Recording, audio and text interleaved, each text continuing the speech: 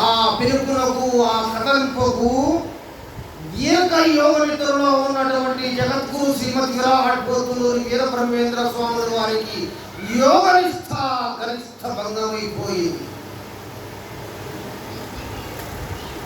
స్వామి వారు సమాధి స్థితి నుంచి మేల్కొంటూ బ్రహ్మశృతిని తెచ్చుకుంటూ కనురెప్పలు తెరుస్తూ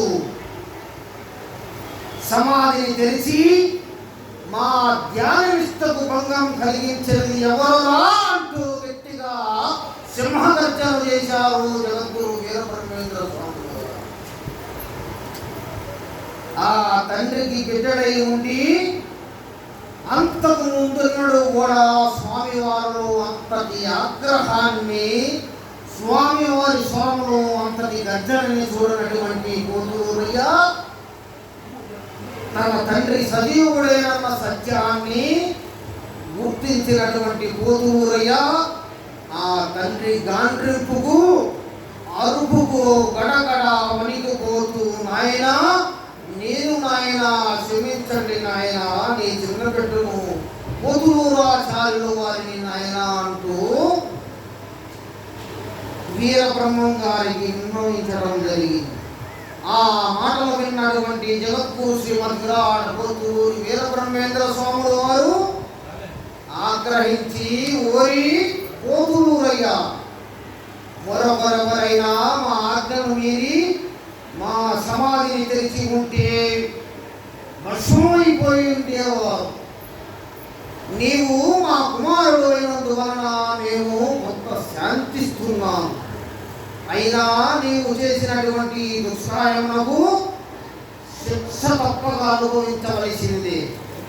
రేపు ఉదయమే నీవు భార్యా సమేతముగా బయలుదేరి అల్లాడపల్లె సమీపంలో ఉన్నటువంటి చిన్న పర్వతముపై మొలిచినటువంటి చింత చెట్టు వద్దకు వెళ్ళు. ఆ చింత చెట్టుకు ఇంతవరకు పూత కానీ గింజ కానీ లేదు, కాయలు కానీ లేవు. ఆ చెట్టు చెంతనే ఒక కొలను ఉంది. నీవు ఆ చెట్టు చెంత కూర్చొని ఈ దోష పరిహారార్థం 12 సంవత్సరముల పాటు ఘోర తపస్సు ఆచరించమని, నీ తపస్సు సిద్ధించినందుకు గుర్తుగా ఆనాటికి ఆ చింత చెట్టుకు ఒకే ఒక కాయ కాసి ఆ కాయ పండుగా పండి అది చేతిలో రాలిపడుతుంది. దానిని చేతబట్టి నీవు పూర్తిగా భుజించి నీ తపస్సు సిద్ధించిందని గ్రహించి తదుపరి స్వగృహానికి వచ్చి సత్కార్యమును ఆచరించి ఆ పెదవ నీవు నాకు మరే సజీవ సమాధి పొందమని వీరబ్రహ్మేంద్ర స్వాముల వారు తమ కుమారుడైనటువంటి 3వ కుమారుడైనటువంటి పోతులూరాచార్యుల వారిని 12 సంవత్సరంలో పాటు ఈ వటపాయిశ్వరంతో పాటు తపస్సు చేసుకోమని సూచించడం జరిగింది. ఈ కథానుసారంగా జగద్గురు వీరబ్రహ్మేంద్ర స్వాముల వారు సజీవ సమాధిలో జీవించే ఉన్నారని ఆ మహానుభావుడు పోతులూరయ్య వారి దురుసు ప్రవర్తన అనుకోవచ్చు, దృఢనిశ్చయం ద్వారా అనుకోవచ్చు. ఈ జగత్తుకి స్వామివారు సజీవ సమాధిలో జీవించే ఉన్నారని తెలిపారు స్వామివారు. అనంతరం పోతులూరయ్య సమాధిని మూసివేసి తల్లి గోవిందమాంబ వద్దకు వచ్చి జరిగిన విషయాన్ని చెప్పాడు. గోవిందమాంబ మిక్కిలి చింతించి, పోతులూరయ్య, ముందే చెప్పాను ఈ తండ్రి గారి గురించి, నా మాటలను పట్టించుకోకుండా వ్యర్థావేశంతో సమాధిని పగలగొట్టి మీ తండ్రి గారి తపోభంగం చేశావు, వారి శాపానికి గురయ్యావు, చేతులారా ఈ విద్యుత్ని తెచ్చుకున్నావు. నీకు ఏమి అధికారం కలదు నాయనా మీ తండ్రి గారి సజీవ సమాధిపై? మీ తండ్రి గారి సజీవ సమాధిపై అర్హత కలిగిన వారు ఇద్దరే. ఒకరు మఠాధిపతి, రెండవ వారు తన జ్ఞానపుత్రుడైనటువంటి సిద్ధయ్య గారు. వారికి ఏమన్నా అధికారం కలదు కానీ నీకేం అధికారం కలదని స్వామివారి సమాధిని పగలగొట్టావు, మూఢులైన వారి మాటలను నమ్మి అని హెచ్చరిస్తూ ఈ విధంగా ఉంది.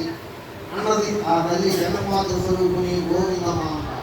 నేను పెదవుల కానునైనా 10 మాసములకైనా 10 ఏళ్ళకైనా 10 ఏళ్ళకైనా అదే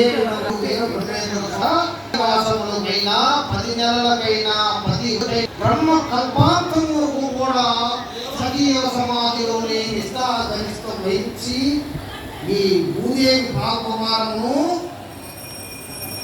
మోయలేక స్వామివారు అవతరించి ఉన్నారు. ఆయన ఆ తల్లికి భూభారము తగ్గించదలిచి స్వామివారు ఖగోళిష్ఠాగరిష్ఠుడై సమాధిలో ఉన్నారు అని వివరిస్తూ ఆ తల్లి గోరును అనిపిస్తూ మరి 5వ తరాన్ని అప్పటికి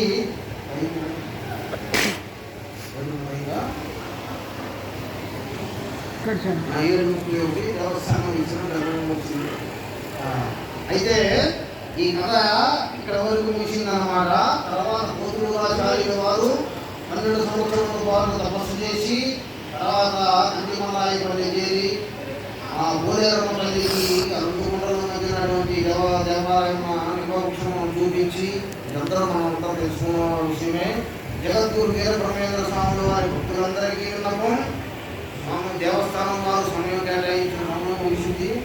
సర్వే జనా సుఖినో భవంతు, లోకా సమస్తా సుఖినో భవంతు. మంగళం గురుదేవ